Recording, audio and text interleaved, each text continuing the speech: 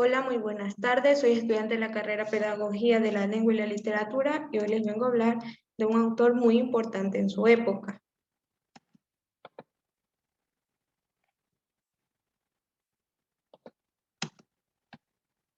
Enrique Gil y Carrasco, vidas y obras importantes. Enrique Gil y Carrasco fue un escritor que nació el 15 de julio de 1815 en Villafranca del Bierzo, hijo de Juan Gil, administrador de los bienes del Marqués de Villafranca y del Cabildo de la Colegiata. En 1823, y tras la muerte del marqués, se trasladaron a Ponferrada, donde pasó su infancia y juventud. En 1837 fallece su padre y su novia, Juana Ballina. La muerte de su prometida lo llevó a escribir el poema Una gota de rocío. Entre sus obras más importantes tiene El Señor de Bembibre, Gil y Carrasco Enrique, Artículos de viajes y costumbres y El lago de Carucedo.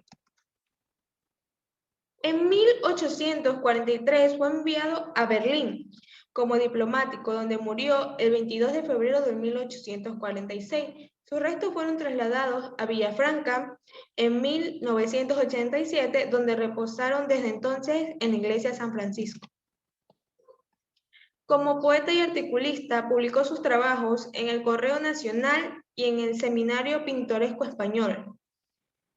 En el año 1839 contrajo la tuberculosis y regresó a Ponferrada para recuperarse en 1840, ya que fue nombrado ayudante del director de la Biblioteca Nacional. En este mismo año escribió El lago Carucedo.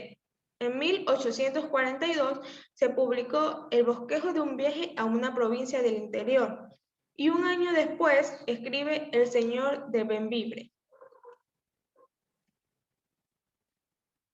Yo les vengo a hablar sobre El Señor de Bembibre. Esta es una novela histórica del escritor español Enrique Gil y Carrasco, publicada en 1844 y fue estudiada en algunas universidades españolas. Se ha valorado su incidencia en la historia de la literatura española del romanticismo como precursora de los siglos de la novela histórica. El resumen. Enrique Gil y Carrasco nos recrea en esta novela romántica la historia con todas las características típicas de esta, enfrentamientos ideológicos entre padres e hijos, intrigas, enredos y trágicos desenlaces. Sin embargo, si nos quedáramos en la simple lectura de las desgracias de los protagonistas, por no culminar su amor, estaríamos odiando una lectura mucho más importante, la de la preocupación vivencial del autor que la eleva del tópico histórico romántico. En un principio, y antes de entrar al comentario del texto, voy a esforzar brevemente una de las últimas novelas románticas de Enrique Gil y Carrasco, ya que 2 años después, en 1846, falleció por tuberculosis. El desarrollo de la novela, ambientada en Castilla en el siglo XIV, se desarrolla en torno a la historia de amor entre Álvaro, señor de Bembibre, y Beatriz, hija única y heredera de don Alonso Osorio. El fin principal de los dos protagonistas, Álvaro y Beatriz, es casarse. Es más, Beatriz da su promesa a Álvaro de que se casará con él. Al mismo tiempo, el conde de Lemus ronda de modo casi inquisitorial a Beatriz para conseguir que ésta se case con él, llegando incluso a hablar con los padres de ella para que lo convenzcan. Tras muchas apariciones y desapariciones misteriosas, a Beatriz la llegada de la noticia de la supuesta muerte de Álvaro, ante la insistencia de los padres de Beatriz para que se case con el conde de Lemus, ésta finalmente accede en el hecho de muerte de su madre. A partir de este momento suceden las intrigas y los sucesos.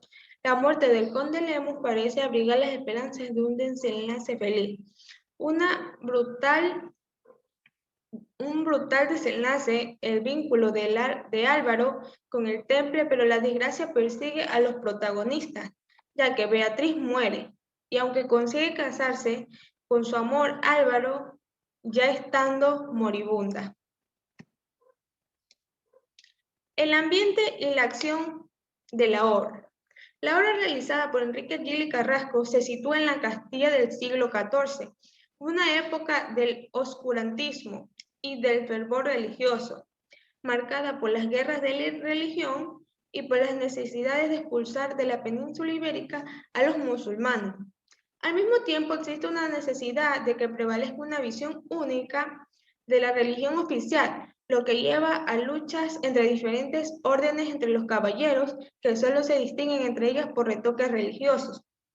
El autor refleja en su libro los conflictos entre órdenes de caballeros de diferentes reinos, convirtiéndose en una de las líneas argumentales al enfrentamiento entre el orden de los templarios y el orden de los montones. Este mismo enfrentamiento va a servir para guiar en cierto modo la historia de amor entre Álvaro y Beatriz.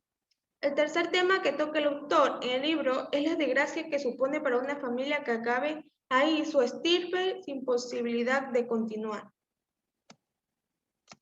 La crítica final. Como ya hemos comentado al principio, El Señor de Bembibre no es una obra que tengamos que quedarnos en lo superficial, sino que tenemos que ir más allá de ella para conocer todo aquello que nos quiere transmitir realmente. Sobre la trama argumental, existen 3 puntos muy importantes que el autor quiso mostrar, y estos son, como primer punto, el amor entre Álvaro y Beatriz, como segundo punto, el enfrentamiento entre órdenes militares y religiosas, y como tercer punto, el final de un estirpe. El primer tema entre el amor de los protagonistas de la obra es el más superficial. Se trata de la principal trama argumental de la obra, y de él se va a servir el autor para contarnos todo aquello que les ocurra. En el segundo punto, el enfrentamiento entre órdenes militares y religiosas ya tiene un trasfondo mucho más situado en la época del autor. En este enfrentamiento se busca la desaparición de la Orden del Temple, lo cual enlaza con el ataque realizado a la iglesia en la desamortización de Mendizábal. Y por último, el tercer tema, que hace referencia a algo mucho más personal para el autor, la falta de decencia. Como ya hemos comentado antes, Enrique Gili Carrasco murió 2 años después de escribir esta novela. Cuando la escribió, ya era sabedor de que la muerte le rondaba, y también era sabedor de que no podría tener descendencia. Ha tratado en la obra como un hecho trágico, ya que se acaba una estirpe. En resumen, la obra de Gili Carrasco nos lleva a la contemplación de una serie de actitudes y modos muy distintos de obrar ante diferentes situaciones. Nos muestra de un modo muy descarado cuál debe ser el camino a seguir y cuál el que desechar. En definitiva, qué es lo bueno y lo malo. Muchas gracias por su atención.